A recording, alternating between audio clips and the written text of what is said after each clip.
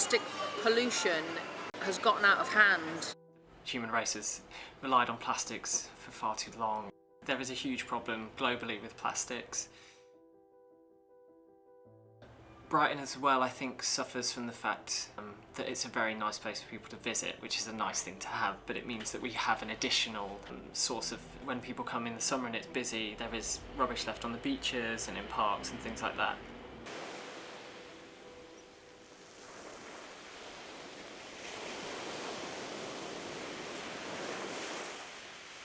It's obviously very damaging for the environment.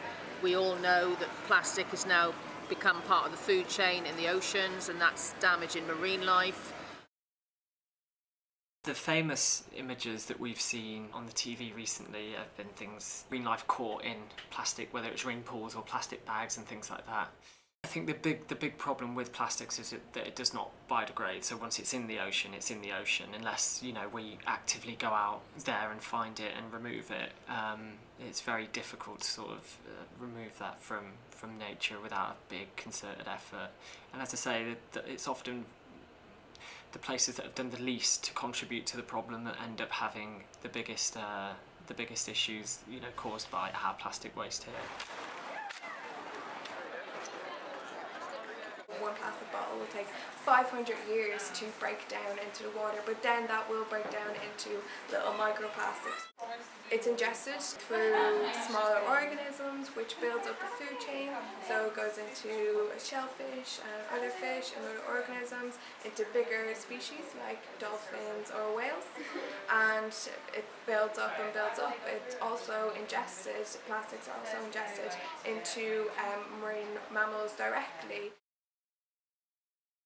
Marine mammals or any marine life like us, if we were to take in plastic, they can't actually break it down in their stomach, so it does just it lies there, it just stays there. It makes them feel like they're full until eventually they will starve, unfortunately.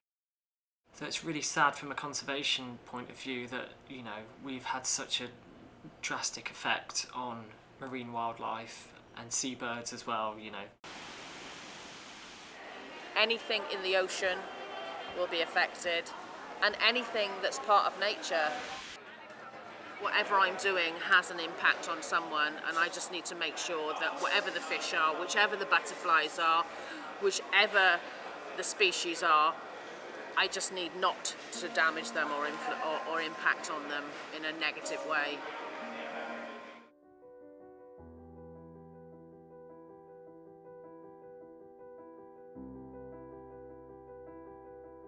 We're already harming ourselves. There's already plastic in our food. There's already toxins in our fruit and vegetables when we don't grow it organically. So we're already harming ourselves. It also goes into our water as well. So, you know, we're literally drinking our own rubbish.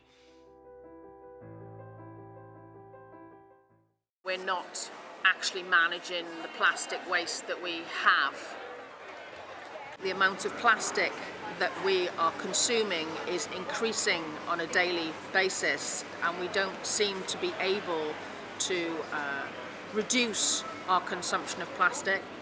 And because we don't have a very good system in place, infrastructure across the world to manage that plastic, it's just becoming a bigger problem on a daily basis. When you're consuming a material that you don't really have a process in place to manage it, to recycle it effectively, cost effectively and safely for the environment, then what you've really got to start looking at is the hierarchy of waste management.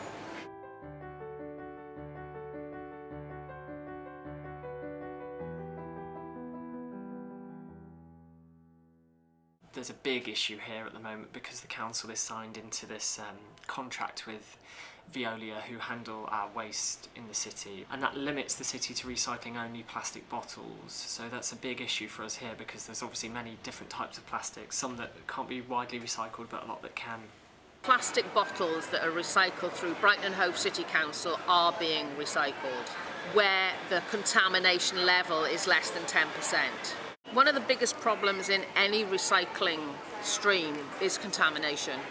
It's the biggest problem across. It doesn't matter whether you're recycling paper, cardboard, cans, bottles, plastic, textiles, whatever you're recycling, contaminating that means that the people who are taking it from you don't want it, because it's not the right kind of, it's not in the right state for them to work with it and make it into something new.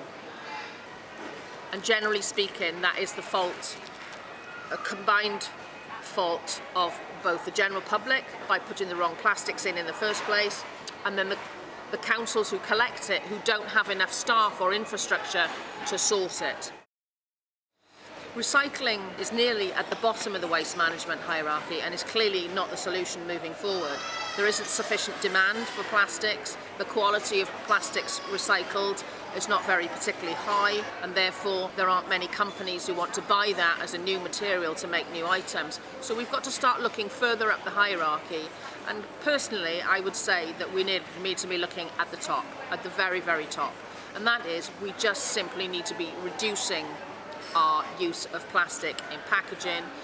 It's a big job, so theoretically starting off with single-use plastic would be a starting point, but moving forward we need to look at every possibility of reducing the use of plastic.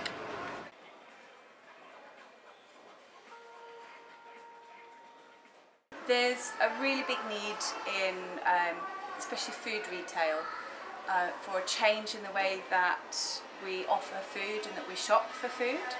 Running this shop enables me to provide a platform for people to shop without packaging. There is an awful lot of plastic waste that goes alongside food, and this enables people to shop a different way. Especially recently, a lot more people have become aware of just how much pollution we create in our daily lives. A lot of that pollution can be avoided by making slightly different choices about the ways that we shop and the sorts of things that we buy. For example, we don't need to buy a brand new bottle of washing up liquid every time. You buy one bottle, and then when it's empty you fill it back up again with more washing up liquid, so you just keep using the same container. And the same goes for things like shampoo, or I have oil and vinegar here. You don't need to keep using new containers every time. And then such as bathroom products like using cloth sanitary pads or makeup remover wipes that are cloth that you can wash, so that you've got something that is reusable instead of something that's disposable. A lot of the food that I have here, it comes in very large containers, paper bags, cardboard boxes to me, and then when customers come into the shop they can bring their own containers with them, or they can use a paper bag that I supply, or I have empty jam jars that are clean that people can use to fill up with their own shopping. So you can keep it either as a loop where you have one container that you come and refill again and again and again, or you can take a jar, for example, that I have removed from my recycling and cleaned, so instead of recycling something we're reusing it.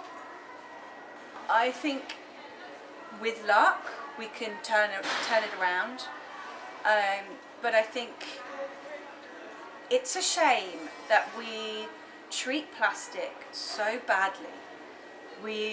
It's one of our most interesting resources. It's durable, it's strong, it's easily cleaned, and we disrespect it, and we spend a lot of energy and time to produce it in order to throw it away, and I think that is criminal. Plastic should be treated with respect and made for durability, not for disposability. Plastic isn't necessarily the enemy, it's how we treat it that's the problem. So I would say 2 points. Number one, we simply have to reduce our consumption of everything. And number two, even though recycling is at the very, very bottom of the waste hierarchy, waste management hierarchy, there's still a place for it, but we absolutely have to recycle correctly follow the instructions that the company give you. So if they say you can't put yogurt pots in, don't put them in and think, oh, I hope they'll get recycled, because that very act means it won't get recycled because you've just contaminated it. So follow the instructions. You may not like the instructions, but the instructions are there for a reason. Follow them to the letter of the law, and that will improve things a lot. And when there's less contamination, it's much easier to process the things, and there's less energy involved, less transport, less of everything really, and then it's more likely to not end up in incineration.